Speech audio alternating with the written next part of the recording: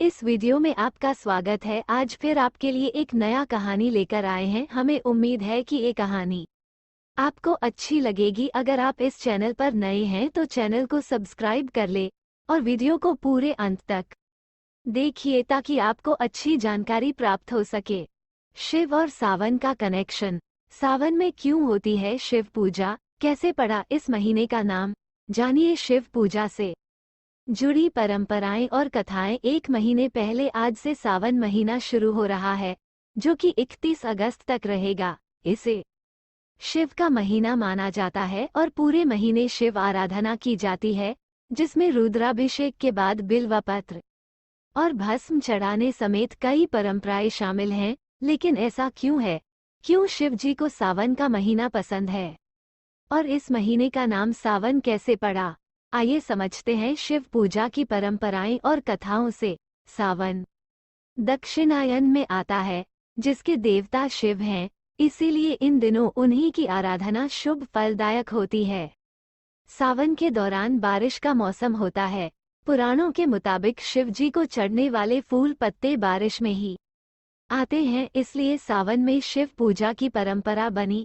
स्कंद पुराण में भगवान शिव ने सनय कुमार को सावन महीने के बारे में बताया कि मुझे श्रावण बहुत प्रिय है। इस महीने की हर तिथि व्रत और हर दिन पर्व होता है, इसलिए इस महीने नियम संयम से रहते हुए पूजा करने से शक्ति और पुण्य बढ़ते हैं। इस महीने का नाम श्रावण क्यों?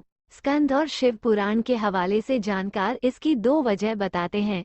पहली, इस महीने पूर्णिमा तिथि पर श्रवण नक्षत्र होता है।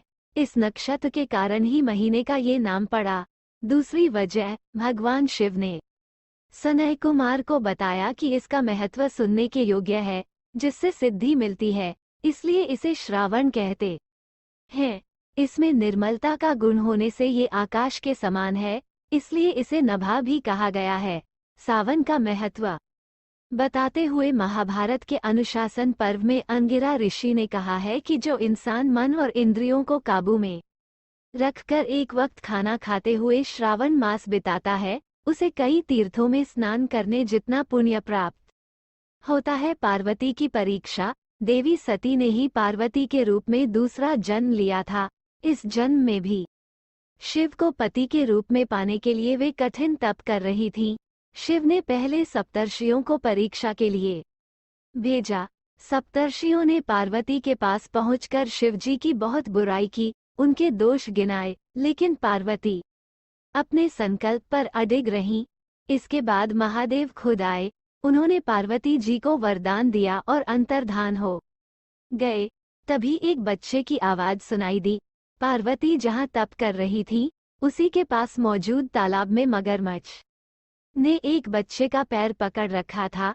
पार्वती वहां पहुंची और मगरमच्छ से बच्चे को छोड़ने को कहा। मगरमच्छ ने अपना नियम बताते हुए इनकार किया कि दिन के छठे पहर में जो मिलता है उसे आहार बना लेता हूँ।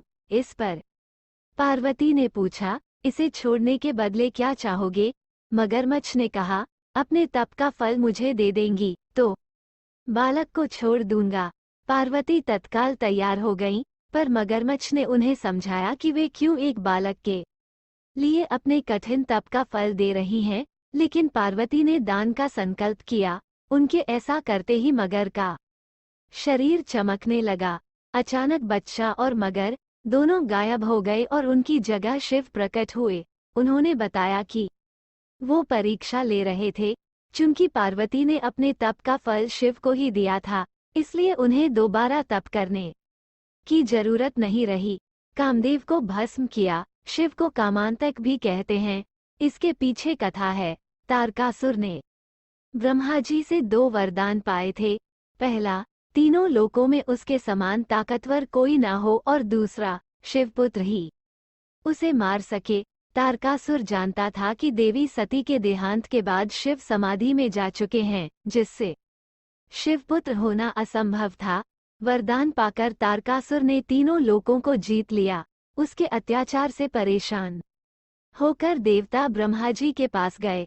उन्होंने देवताओं को वरदान के बारे में बताते हुए कहा कि केवल शिवपुत्र ही तारकासुर को मार सकता है, लेकिन शिवजी गहरी समाधि में हैं। हिमवान की पुत्री पार्वती शिव से विवाह के लिए तप कर रही हैं, लेकिन वे पार्वती की तरफ देखना भी नहीं चाहते। अगर महादेव पार्वती से विवाह कर पुत्र उत्पन्न करें, तभी इस दैत्य का वध संभव है। तब इंद्र ने कामदेव से कहा कि वे जाकर शिव जी के मन में देवी पार्वती के प्रति अनुराग जगाएं।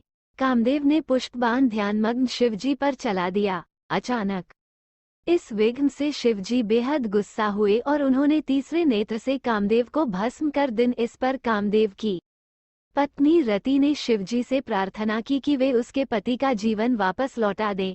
शिव ने शांत होकर कहा, कामदेव की देह नष्ट हुई है, लेकिन उसकी आंतरिक शक्ति नहीं। काम अब देह रहित होकर हर प्राणी के हृदय में रहेगा। वो कृष्ण अवतार के समय कृष्ण के पुत्र प्रद्युम्न के रूप में जन्म लेगा।